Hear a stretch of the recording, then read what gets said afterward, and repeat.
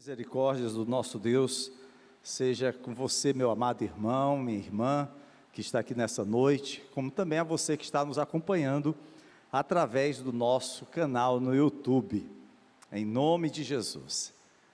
Queridos, nós estamos, ao longo desse mês de novembro, estudando uma série que foi intitulada como As 5 Solas da Reforma Protestante. Nós já estivemos estudando aqui acerca da sola gratia, somente a graça, solus Christus, somente Cristo, e hoje nós vamos estudar sola Scriptura. A sola Scriptura foi um divisor de águas da Reforma Protestante, e significa somente a Escritura. Foi um grito, um brado dos reformadores que disseram: voltemo-nos somente às Escrituras. Depois disso veio as demais solas, e no caso da sola Escritura, ela teve um impacto muito importante naquele período em que aconteceu a reforma, exatamente por conta da visão que a igreja oficial, a igreja romana tinha acerca daquilo que seria a base para a crença do cristianismo. Tudo começa com a sola Escritura na Reforma Protestante. Os reformadores, eles compreenderam que o fato de que uma única autoridade em termos do mundo espiritual e da revelação de Deus é exatamente a Sagrada Escritura. Diferentemente do que acontecia com a Igreja Católica Romana, que além de fazer uso da palavra de Deus, ela acreditava também que as tradições, que as encíclicas, que as palavras do Papa, tudo isso também tinha valor com relação à voz de Deus para a igreja. Esse pilar, sola Escritura, que nós iremos estudar nessa noite, ela tem esse impacto não apenas para a igreja do século XVI, mas para a igreja do século XXI, porque se no passado os reformadores levantaram a sua voz para combater os falsos ensinos que estavam circulando no meio do cristianismo daqueles dias, nos nossos dias não é diferente. Há muitos falsos ensinos, ensinos que tendem a ir contrários à palavra de Deus. E eu quero nessa noite aproveitar que nós estaremos estudando essa temática da sola Escritura, para pedir a você que está nos acompanhando através do YouTube, para inscrever-se no nosso canal, acionar o sininho para que exatamente possa ser comunicado de novas postagens, deixar o seu like, fazer seus comentários e principalmente compartilhar essa mensagem. Eu quero convidar os irmãos que estão aqui para visitar lá o canal e compartilhar com seus amigos as mensagens que estão postas ali, tanto mensagens que são pregadas nos cultos de ensino, como também aquelas que são ministradas nos cultos de domingo. Queridos, essas 5 solas da reforma, elas defendem um retorno às Escrituras, como a verdadeira fonte e única norma de toda a doutrina cristã. Quando a gente fala das Sagradas Escrituras, a gente não coloca a palavra de Deus como uma das possibilidades de Deus falar ao seu povo, mas nós colocamos como a voz de Deus falando ao seu povo. É por isso que lá em 2 Timóteo, capítulo 3, versos 16 e 17, nós vamos ver o Espírito Santo dando esse suporte, fortalecendo essa verdade. Eu quero convidá-lo a acompanhar a leitura então da segunda carta de Paulo a Timóteo, capítulo 3, versos 16 e 17, que diz: toda a Escritura é inspirada por Deus e útil para o ensino, para a repreensão, para a correção e para a instrução na justiça, para que o homem de Deus, para que a mulher de Deus, seja apto e plenamente preparado para toda boa obra. Todos nós somos chamados a ter a Escritura do Senhor como inspiração de Deus. Lutero e outros teólogos, ao escreverem a Fórmula de Concórdia, que é um texto de 1580, eles apontaram corretamente que toda pregação deve ser julgada unicamente de acordo com as Escrituras.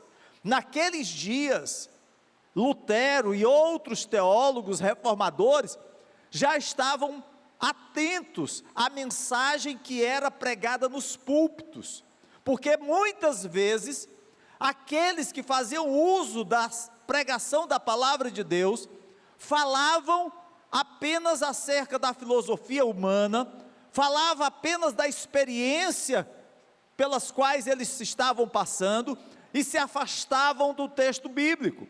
Isso não é muito diferente do que acontece nos nossos dias.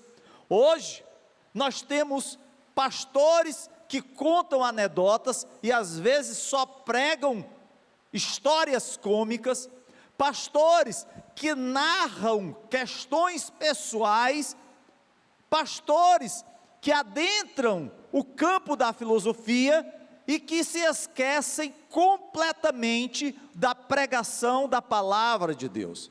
É por isso que nós devemos primar, quando nós subimos a este púlpito, para levar a verdadeira, a genuína palavra do Senhor.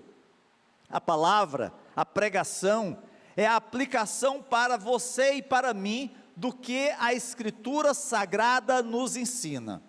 Quando nós pregamos, nós na verdade estamos aplicando aquilo que Deus quer para a nossa vida. Nós não apenas trazemos o ensino bonito, algo interessante, mas nós trazemos aquilo que precisa ser aplicado, não na vida do outro, não na vida do meu irmão, mas primeiramente na minha vida como pregador. A pregação é simplesmente a doação verbal do que a Escritura já nos deu de forma escrita. Quando nós pregamos, nós apenas estamos reproduzindo o que as Sagradas Escrituras já estão definindo. É por isso que a pregação sobre o texto bíblico não é sobre um material extra bíblico. É claro que eu posso fazer uma citação de um filósofo, é claro que eu posso fazer a citação de um escritor, é claro que eu posso até contar uma história, mas a minha pregação não pode restringir-se somente a isso, porque senão a gente acaba invertendo, deixando de pregar a palavra de Deus e pregando outras coisas que não as Sagradas Escrituras. A Escritura Sagrada não é tudo que nós poderíamos falar acerca de Deus, não é tudo que nós poderíamos conhecer acerca da mente, da obra e do propósito de Deus, porque Deus é muito maior do que a própria Bíblia. Porém, essa revelação que foi confiada aos homens, ela é completa e ela é suficiente para a nossa vida, para vivermos uma vida piedosa e santa. O que nós encontramos nessa palavra nos revela quem é Deus, se não na sua totalidade, mas aquilo que nós podemos e precisamos conhecer de Deus. Sola Escritura é, portanto, um dos ensinamentos mais importantes da reforma. Somente a Escritura significa que a igreja deve sempre se envolver no estudo da palavra de Deus. Parece-me que é um tanto quanto repetitivo nós falarmos que somente a Escritura Sagrada, somente a palavra de Deus. Porém, queridos, o que nós observamos nos nossos dias é que a igreja pouco lê a palavra de Deus. Nós nos detemos em muitas outras coisas, muitos outros afazeres. Lemos livros os mais diversos, lemos revistas, lemos artigos, quer sejam impressos, quer sejam pela internet. Isso não quer dizer que está errado, porém, a gente precisa saber o que priorizar na nossa vida.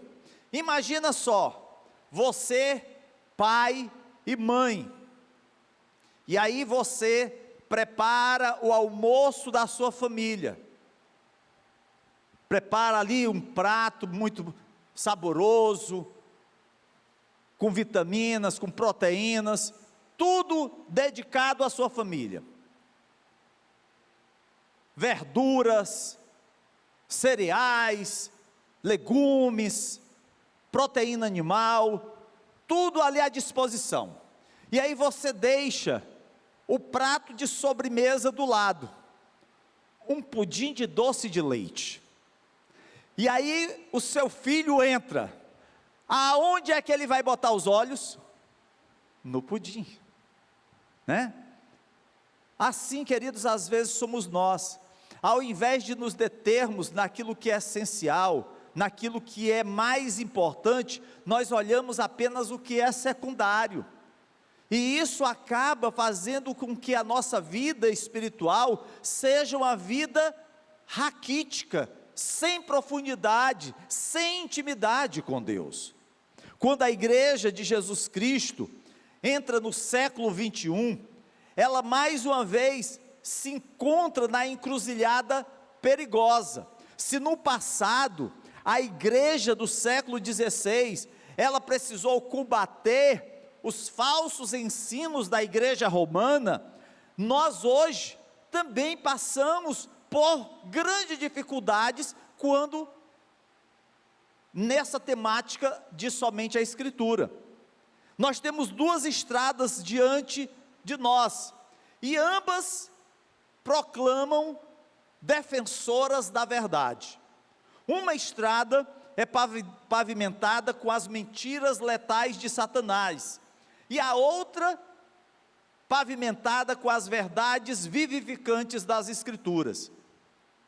Muitos setores da igreja atual, queridos, abandonaram o seu compromisso firmemente mantido com a autoridade das Escrituras, às vezes, para garantir a membresia. Então você começa a fazer uso de pregações que possam de alguma forma afagar o ego da membresia, porque você não quer confrontar com o pecado deles, você não quer alertá-lo das consequências do seu erro, porque senão você pode perder os membros, você pode perder os dizimistas. Então é melhor uma pregação de água com açúcar, não o bom pasto. E aí as pessoas vão sendo conduzidas de uma forma totalmente reprovada. Por quê? Porque elas não são confrontadas com a sua realidade. Infelizmente, queridos, muitos setores da igreja acabam agindo dessa forma. E quando a gente fala isso, a gente não está se referindo a uma denominação, a gente está falando de uma forma geral, porque infelizmente a gente percebe isso em muitos setores da igreja. Aqueles que seguiram pela estrada da mentira, optando, por exemplo, pelo liberalismo teológico, abraçando o universalismo, o feminismo, casamentos entre pessoas do mesmo sexo, teísmo aberto, tudo isso são estradas que caminham para a morte. Aqueles que nelas seguem acreditam que estão defendendo uma verdade aonde a tolerância, aonde a defesa dos direitos tem que ser valorizada. É claro que nós não somos favoráveis a uma guerra santa contra determinados grupos, pelo contrário, a palavra de Deus, ela foi trazida para homens e mulheres pecadores. Foi assim que o Senhor nos alcançou. Estávamos mortos nos nossos delitos e pecados. A palavra do Senhor diz que Jesus não veio para os sãos, Ele veio para os doentes. e Ele tratou a nossa ferida, Ele tratou as nossas enfermidades, e hoje nós temos o privilégio de podermos levar essa palavra a pessoas que estão doentes. Então, o fato de nós levarmos a palavra de Deus a pessoas que estão enfermas da alma, não quer dizer que nós estamos comungando com os seus erros, que nós aplaudimos o seu pecado. Não, não. A palavra de Deus, ela vai confrontar o homem diante da sua realidade. É por isso que o teólogo Steve Lawson, ele diz que a palavra de Deus traz um compromisso renovado com a inerrância, com a certeza que a Bíblia tem sobre a vida do homem e sobre essa sociedade, uma sociedade que está totalmente afastada de Deus. Nós vemos nos nossos dias bandeiras sendo levantadas em defesa, por exemplo, do feminismo, da ideologia de gênero. Nós vemos pessoas defendendo bastiões que até um tempo atrás era restrito a apenas determinados grupos, mas hoje, até mesmo entre nós, cristãos, há aqueles que defendem isso, e acham que é uma normalidade, que defendem o aborto, porque é preciso salvar uma vida, defendem, que haja a possibilidade de casamentos homossexuais na igreja, porque a igreja precisa ser aberta para todos. Amados, a igreja sempre vai estar aberta para todas as pessoas, não para que elas permaneçam no erro, mas para que elas sejam tratadas, curadas, como cada um de nós já foi. O pastor James Montgomery Boyce, ele fez uma observação sobre o momento da sociedade moderna. Ele disse: no século XVI, a batalha era contra aqueles que queriam adicionar as tradições da igreja às escrituras, mas em nossos dias, a batalha é contra aqueles que têm que usar meios mundanos para fazer a obra de Deus. Eu lembro um tempo atrás, numa reunião de pastores, estava sendo apresentado o projeto de pequenos grupos, e é um projeto muito interessante, mas na fala daquele pastor, que nos veio apresentar esse modelo, ele disse: olha, esse projeto, essa proposta, vai rapidamente multiplicar a membresia da igreja. Se vocês hoje têm 10 conversões no mês, vocês vão ver 100 conversões no mês. Olha, a igreja vai ser lotada rapidamente. E aí ao final eu perguntei: me diga uma coisa, a conversão do homem, ela é feita através da estratégia humana ou é através da ação do Espírito Santo? Infelizmente, queridos, às vezes a gente quer trazer determinados padrões do mundo para dentro da igreja. Olha, se a gente colocar aqui atrás um pano preto, um jogo de luzes, olha, vai bombar isso aqui na comunidade, os jovens todos vêm para cá, porque aqui vai ser conhecido como uma igreja diferencial. Mas queridos, a nossa igreja precisa ser reconhecida como uma igreja diferenciada, não apenas por uma estratégia que eu use, mas pela minha vida, pelo meu testemunho, pela palavra de Deus operando na igreja.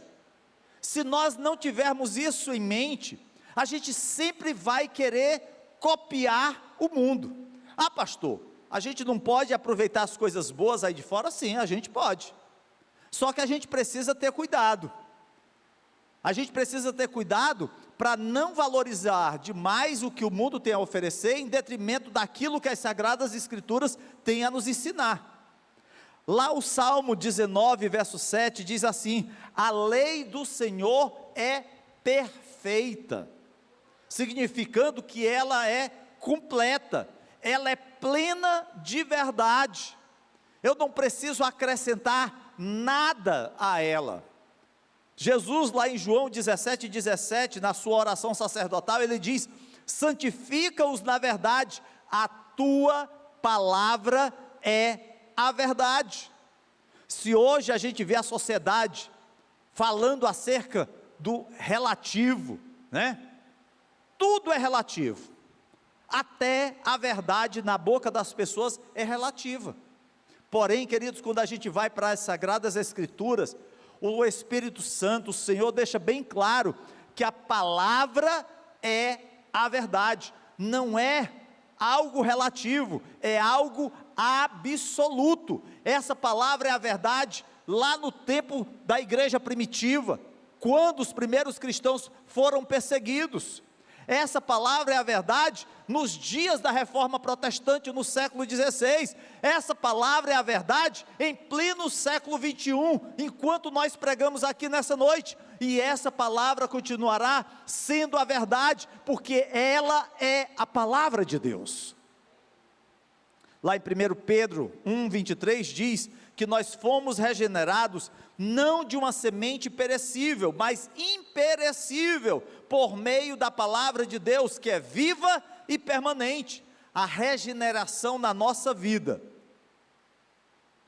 ela acontece através da palavra de Deus. O apóstolo Paulo, escrevendo aos Romanos, no capítulo 10, verso 17, diz: a fé vem pelo ouvir a mensagem, e a mensagem é ouvida mediante a palavra de Cristo. Essa mensagem, essa pregação, não é pelo conhecimento do homem, não é por conta da sabedoria do homem. Essa fé, essa mensagem, ela é mediante a palavra de Cristo, é a palavra do Senhor na nossa vida. E o mesmo apóstolo Paulo, em 2 Timóteo 3,17, vai dizer que a Escritura torna o homem apto e plenamente preparado para toda boa obra. Quando nós, por exemplo, estamos fazendo uma graduação, nós estamos nos qualificando para exercer uma determinada profissão, nos preparando para atuar no mercado de trabalho. Queridos, com as Sagradas Escrituras não é diferente. A palavra de Deus nos torna aptos, nos prepara para toda boa obra. Não é para obras ruins, é para toda boa obra. Então, quanto mais eu conheço da palavra, quanto mais eu estudo a palavra, quanto mais eu aplico na minha vida a palavra de Deus, mais apto eu estou para realizar a obra do Senhor. Nós, cristãos evangélicos, que temos as nossas raízes lá na Reforma Protestante, acreditamos que somente a Escritura é a autoridade final e normativa para o povo de Deus. É por isso que esse pilar, sola Escritura, ele tem tanto valor para a igreja nos nossos dias. E todos nós devemos ter em mente a coragem e a bravura daqueles primeiros protestantes. Durante a Idade Média, homens como John Wycliffe, William Tyndale, John Hus, esses homens, eles foram martirizados porque ensinaram a primazia das Escrituras sobre todas as outras coisas. Foram queimados, foram lançados na fogueira. Depois deles, Lutero, Calvino, Zwinglio, todos eles foram declarados culpados, porque pregavam e defendiam a verdade que tinha sido ensinado pelo nosso Senhor Jesus Cristo. É por isso, queridos, que nós hoje não podemos nos afastar da palavra de Deus. Hoje, nós não podemos deixar as Escrituras Sagradas de lado para ouvir outros ensinamentos. A gente vai perceber, mesmo ao longo da história cristã, que alguns acabaram abraçando esse tipo de engodo. Por exemplo, há aqueles que, além da Bíblia Sagrada, seguem outro livro que foi dado por um anjo a um determinado profeta, para que ele pudesse escrever aquele livro. E hoje seguem esse livro como sendo a palavra de Deus. Mas a palavra de Deus, ela está encerrada dentro desses 66 livros que constituem o cânon sagrado. Se nós tivermos a compreensão que os 39 livros do Velho Testamento, que os 27 livros do Novo Testamento são a palavra de Deus, não contém a palavra de Deus, porque isso é um outro engodo. As pessoas começaram a dizer, não, eu até aceito que a Bíblia contém a palavra de Deus. Quando a gente diz que a Bíblia contém, a gente está dando margem para dizer também que ela não contém a palavra de Deus. E aí alguns começam a dizer, não, ali tem algumas histórias, são lendas, são narrações da cultura hebraica, são ficções criadas pelos apóstolos, não necessariamente todos aqueles milagres foram operados por Jesus, aquilo foi um movimento que os apóstolos fizeram para atrair as multidões para aquela nova seita. Queridos, isso é um engano, isso é uma mentira do diabo. A gente não pode se afastar de somente as Escrituras. Se nós enveredarmos por caminhos da teologia liberal, se nós nos afastarmos da palavra de Deus, nós vamos entrar num caminho de morte. Quando a gente vai para a história do cristianismo, a gente vai ver que não apenas hoje, mas no passado, foi ensinado a verdade da palavra de Deus. Por exemplo, a Confissão Belga de 1561 diz: cremos que as Sagradas Escrituras são plenamente a vontade de Deus, e que tudo que o homem deve crer para a salvação é suficientemente ensinado nelas. A Confissão de Fé de Westminster, de 1658, declara: a autoridade da Sagrada Escritura, para a qual deve ser crida e obedecida, não depende do testemunho de qualquer homem ou igreja, mas inteiramente sobre Deus, o seu autor, e portanto deve ser recebida, porque é a palavra de Deus. A sua plena descoberta faz o único caminho para a salvação do homem.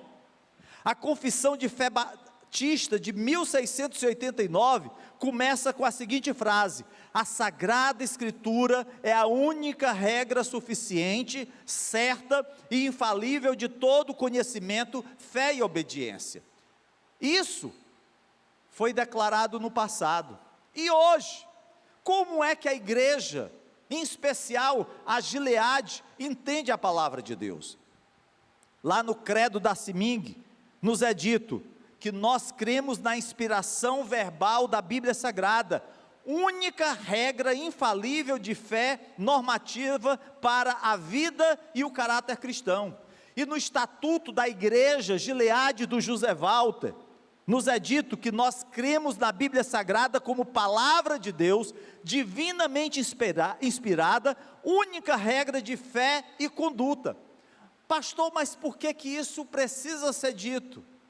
Para que amanhã outros venham a liderar essa igreja, não subam nesse altar e preguem mensagens contrárias com a palavra de Deus. Isso serve para que nós possamos nos ater às Sagradas Escrituras, quer seja quando nós estamos pregando nesse púlpito, quer seja quando nós postamos algo nos nossos grupos de WhatsApp.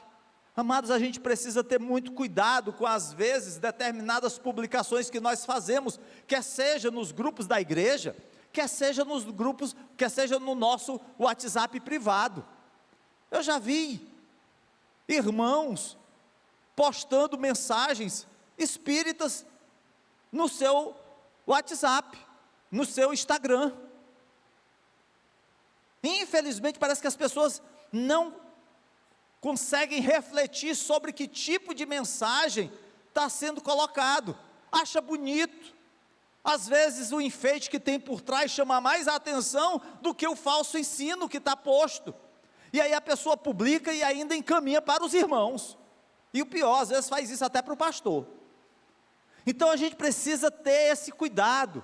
Vamos ler, vamos confrontar, vamos ser como os crentes de Bereia, vamos ouvir, vamos ler, e vamos analisar se realmente isso é digno de ser abraçado, de ser seguido, de ser compartilhado. A Bíblia, somente a Bíblia, é a autoridade final e normativa para o povo de Deus. A igreja, tanto em relação ao que nós devemos crer, como nós devemos viver, precisa ter a palavra de Deus como sua regra de fé e prática. A Bíblia tem essa autoridade suprema porque é a palavra de Deus, é o próprio Deus, o autor das sagradas escrituras. Mas aí você diz assim: ah, pastor, mas a gente vê que esses livros foram escritos por diversos homens que foram inspirados pelo Espírito Santo, homens que foram dirigidos pelo Senhor, para aqui trazer as verdades de Deus para o nosso coração. É por isso, queridos, que nós precisamos ler, mas não apenas ler, estudar, mas não apenas estudar, aplicar a nossa vida.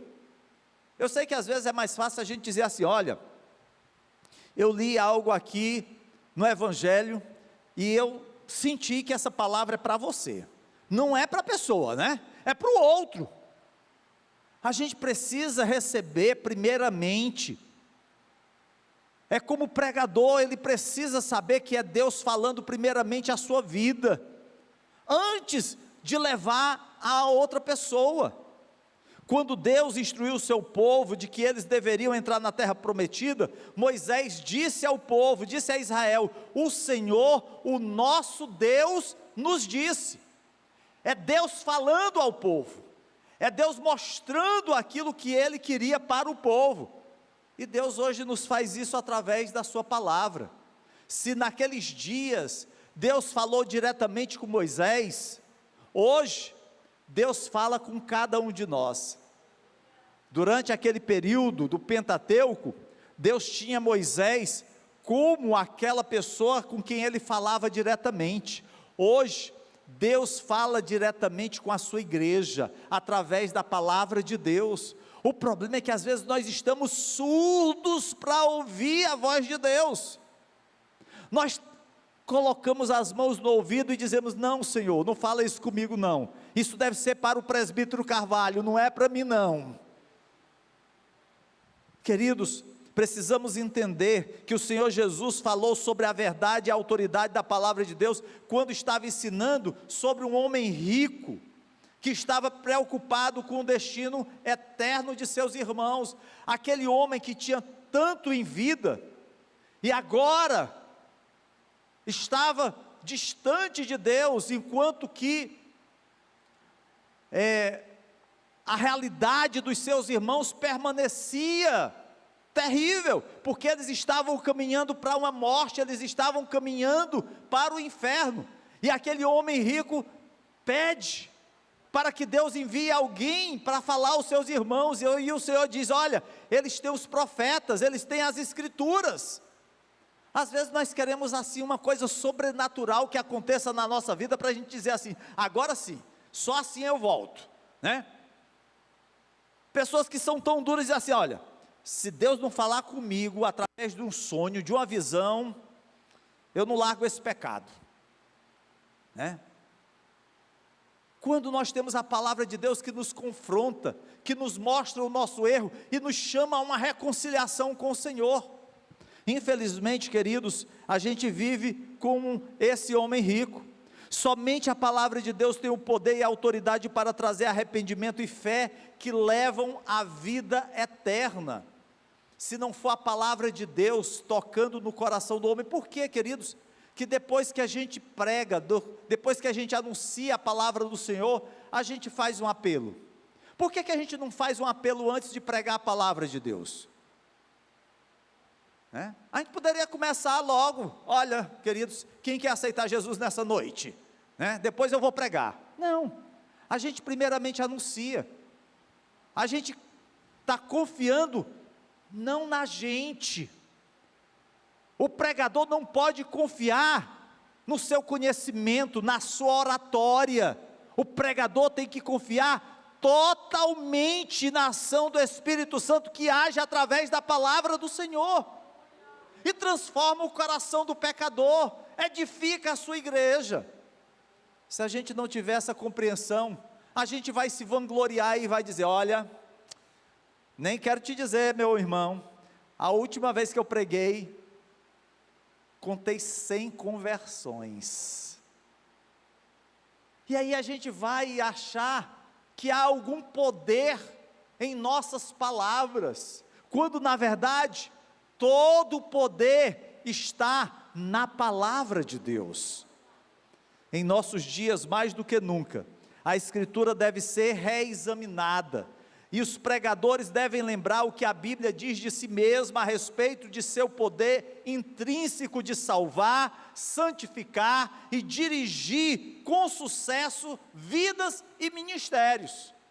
Ao fazê-lo, que nós possamos nos comprometer novamente com a verdade essencial da suficiência das Escrituras e pregar a palavra com maior determinação.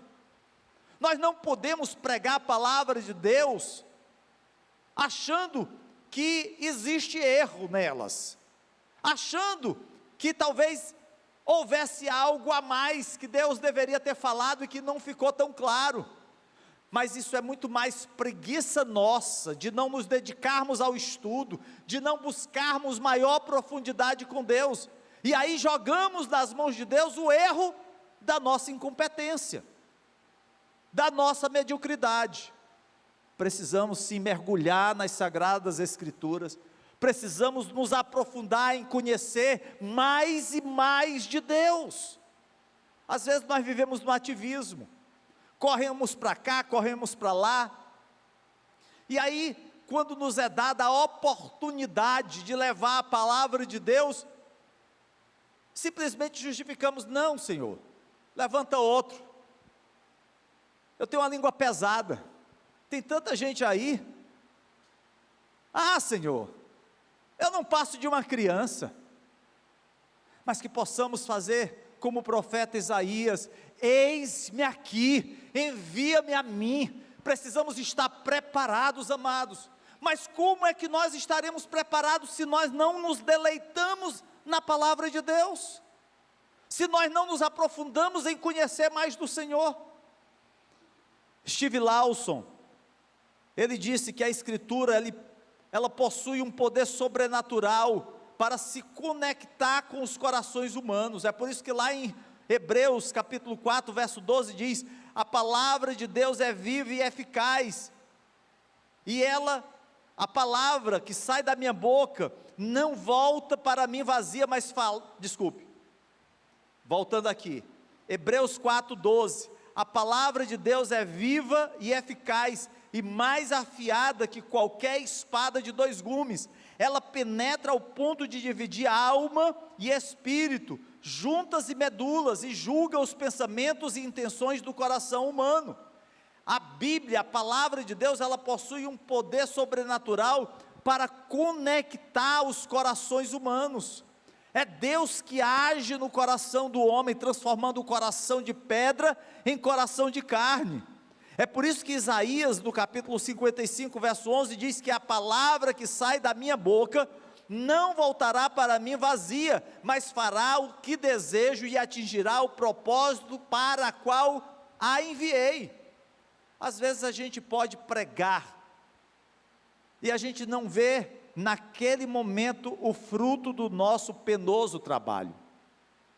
Eu lembro de um exemplo de um missionário americano, que foi enviado para um país da América Latina, e ele passou anos e anos pregando o Evangelho em uma determinada comunidade, até que um dia a agência missionária que o havia enviado resolveu chamá-lo de volta, porque aparentemente os resultados eram ínfimos, pequenos. Durante anos, ele só tinha conseguido levar uma vida a Cristo, uma criança, e ele voltou para a sua terra natal, aparentemente derrotado, triste, porque depois de tantos anos pregando o Evangelho, a colheita tinha sido tão insalubre, tão reduzida. Mas, queridos, aquela criança tornou-se um jovem, foi para o seminário, e tornou-se um grande pregador da palavra de Deus, e Deus usou aquela criança para alcançar centenas, milhares de vidas para Cristo, através da pregação daquele missionário. Às vezes a gente não sabe por que Deus age de uma forma ou de outra, mas a gente pode descansar e saber é que Deus está no controle e Ele tem o melhor para a nossa vida, para a sua igreja, e Ele faz isso através da sua palavra, que tem esse poder sobrenatural de convencer o homem, por mais endurecido que ele seja. Mas não somente isso, a Escritura possui poder também de santificar o crente. Lá em João 17:17, Jesus orou ao Pai dizendo: santifica-os na verdade, a tua palavra é a verdade. A obra da santificação, ela acontece na nossa vida, pela ação do Espírito Santo, através da palavra de Deus. Quando nós estamos lendo a palavra de Deus, nós reconhecemos aquilo que agrada ou desagrada ao Senhor. O problema é que, como nós não lemos a Bíblia, aí a gente não sabe, aí a gente continua cometendo os mesmos erros. Por exemplo, você é motorista, e ao invés de fazer a prova do Detran, aprender toda a legislação, você pega e procura, vamos dizer assim, pular a cerca. Você paga lá um toco lá para o cara, ele lhe aprova, e você vai dirigir. E você começa a cometer infrações, começam a chegar multas, e aí você pode justificar, para tentar anular aquela multa. Aí você diz assim: olha, eu não sabia que parar em frente a uma placa que tem um E com um X, é que eu não posso nem parar, nem estacionar. Mas eu parei tão rapidinho, só foi para a minha esposa descer, mas parou. Multa. Eu não posso alegar que eu desconheço aquilo dali. Por quê? Porque eu tenho lá o código de legislação que eu teria como condutor para conhecer. Eu não posso, por exemplo, comprar um equipamento que a voltagem dele é de 110 volts e ligar numa tomada de 220. Vai queimar. Eu vou reclamar com a empresa. O equipamento veio com defeito. Não, foi você o defeituoso, que não leu as instruções. Assim somos nós, queridos, às vezes com Deus. Nós queremos jogar em Deus a responsabilidade dos nossos erros, porque nós desconhecemos a sua palavra. Aí chegamos para Deus: Senhor, eu nem sabia que isso era pecado. Senhor, eu pensei que podia, fazer isso, fazer aquilo. Precisamos entender, queridos, que a Escritura, ela alimenta e nutre a alma, mas só alimenta e nutre aquele que se alimenta da palavra de Deus.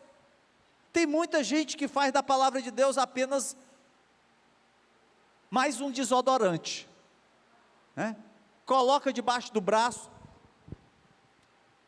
e às vezes levanta, a bicha nem cai mais, porque está tão grudada ali. Outros fazem da palavra de Deus um assento, vai para o show, vai para um evento, aí bota lá e senta em cima. Tem uso para tudo, menos para ser alimentado por ela. A palavra de Deus só poderá nos nutrir, a palavra de Deus só poderá nos fazer crescer, amadurecer, se nós nos deleitarmos nela, em conhecê-la. É por isso que lá em 2 Pedro, capítulo 3, verso 18, diz: cresçam na graça e no conhecimento do Senhor Jesus Cristo. E como é que nós vamos conhecer Jesus se não for pela sua palavra?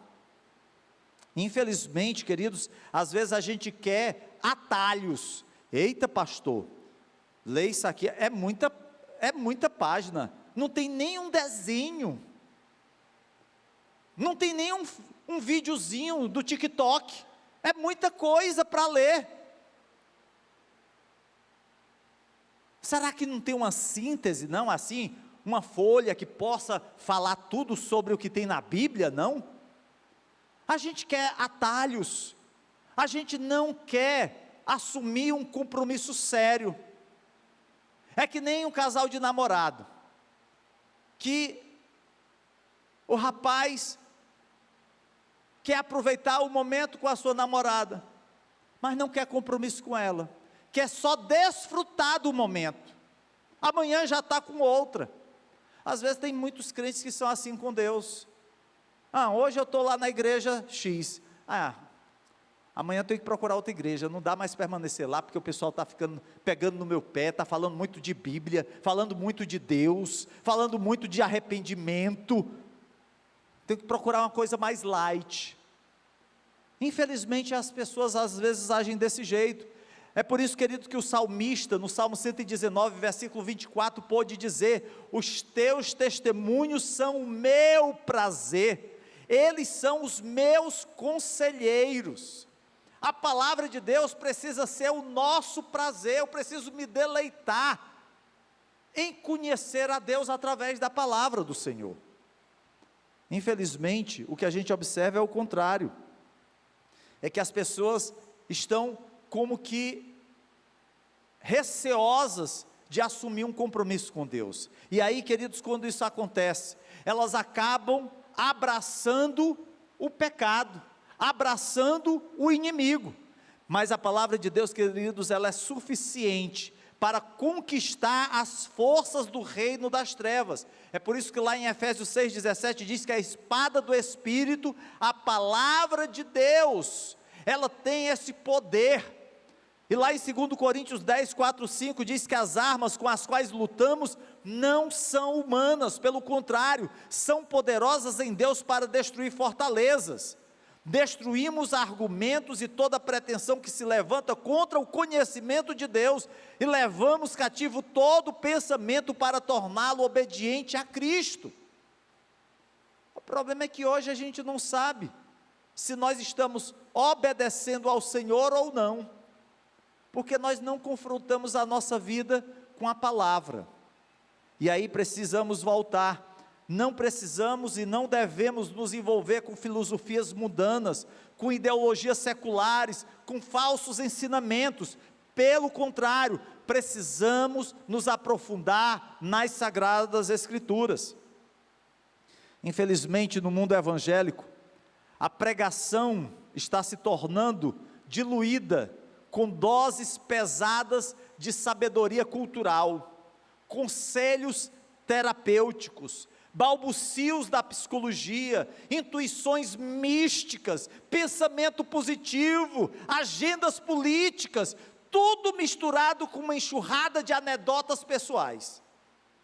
Tem havido um afastamento da suficiência das Escrituras, um encolhimento do poder do púlpito, estilos de adoração da moda. Dá certo talvez se a gente pegar os ministros de louvor e colocar aqui todas elas vestidas com a mesma roupa, uma camisa assim, com a letra vibrante, né, que usa uma luz de neon que aparece assim, que reflete, ser uma coisa bem bonita. Ou então um entretenimento mudando, né? A gente vai fazer o seguinte: a gente vai tirar as cadeiras da igreja, e aí os irmãos vão ficar todos em pé, a gente apaga as luzes, e aqui os ministros de louvor, os holofotes piscando, e aí toda a igreja sendo chamada a pular, a gritar e tal. Infelizmente, queridos, a gente vê as pessoas fugindo da centralidade da exposição da Bíblia. Isso faz com que essa geração de crentes perca a confiança no poder da Escritura. Por que a gente é tão enfático em sola Escritura? Por que a gente fala tanto que somente a Escritura? Nós não estamos vivendo mais no século XVI, nós não estamos mais lutando contra aqueles erros da Igreja Católica Romana, mesmo que eles se perpetuem ainda nos nossos dias. Mas hoje nós lutamos com outros erros que estão circulando no meio evangélico, falsos ensinos, que a gente acaba tomando como verdades, porque nós erramos por não conhecermos as Escrituras. E sola Escritura é um chamado para nós nos dedicarmos, para nós nos responsabilizarmos em dar prioridade à palavra de Deus na nossa vida. Eu sei que hoje a Bíblia Sagrada, ela acaba passando, por momentos aonde as pessoas dão mais valor ao seu tempo de internet, nas redes sociais, dão mais tempo a coisas que às vezes o mundo tem a oferecer, prazeres. Não estou falando aqui que você não deva ter suas redes sociais, não estou dizendo com isso que você não possa ter o seu lazer, assistir coisas boas, ir a um cinema, assistir uma série, não estou dizendo nada disso. O cuidado que a gente precisa ter, queridos, é que tempo a gente tem dado à palavra de Deus na nossa vida, que tempo a gente tem realmente dedicado a conhecer mais de Deus. Se a gente não valorizar isso, a gente vai permitir que não apenas na nossa vida, mas na igreja do Senhor, falsos ensinamentos comecem a adentrar o nosso arraial. Foi isso que aconteceu com o povo de Israel. Ao invés deles influenciarem os povos gentios que estavam ao seu redor, ao invés deles falarem acerca do Deus Todo-Poderoso, que os havia tirado do Egito com um braço forte, com mão estendida, eles começaram a ser influenciados pelas outras nações, começaram a se curvar aos falsos deuses, começaram a apresentar sacrifício aos ídolos, e se afastaram dos caminhos do Senhor. Não é isso que Deus queria para Israel, não é isso que Deus quer para a igreja nos nossos dias, pelo contrário, o que o Senhor deseja para cada um de nós, é que nós possamos ouvir a sua palavra. Eu fico pensando, queridos, aonde estão os demais irmãos, crentes dessa igreja? Ah, pastor, talvez estudando, trabalhando, descansando, amém.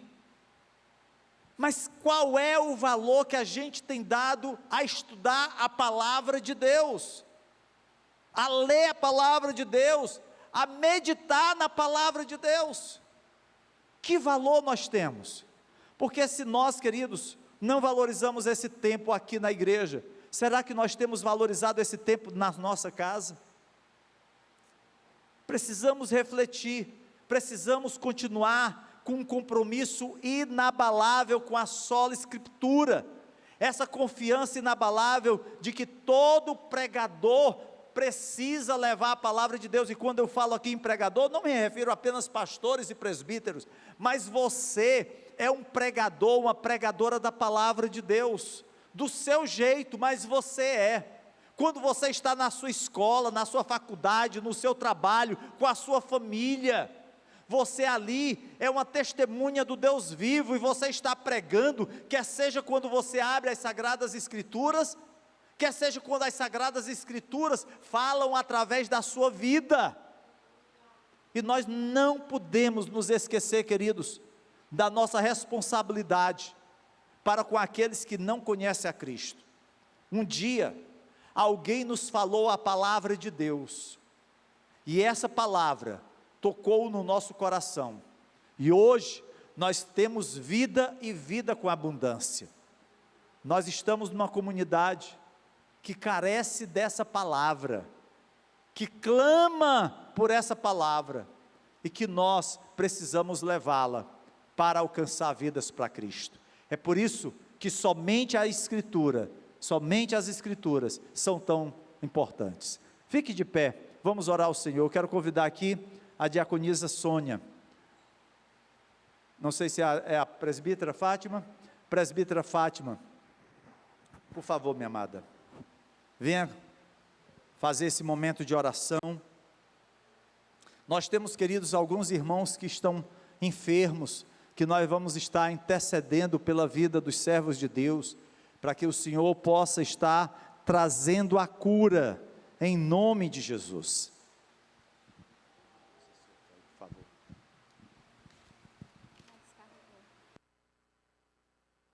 Eu tirei aí. Ai, ficou ligado.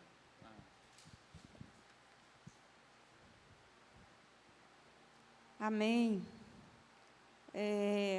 Tem alguns pedidos de oração aqui.